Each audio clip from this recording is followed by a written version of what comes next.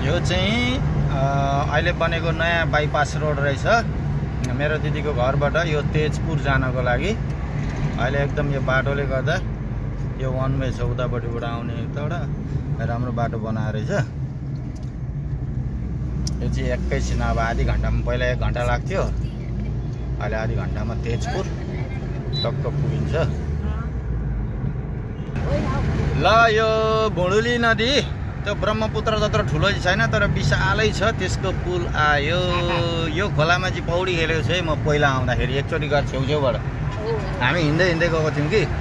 अनि यहाँ सब यता बसेको छन् हाम्रो टोलीहरू है। ए भुँडुली नदी विशाल छ, यताबाट छिराउन आउने छु यो है।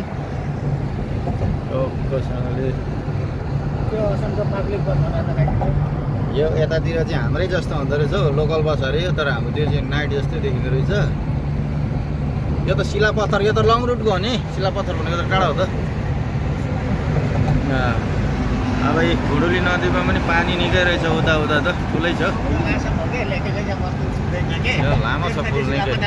हाम्रो उहाँको कन्काई माई भन्दा चाहिँ डबलै लामो होला यो, कि अलिक अझै बढी छ कि कन्काई भन्दा हाम्रो माई भन्दा डबलै छ नि, डबल भन्दा पनि धेरै छ। पानी यस्तो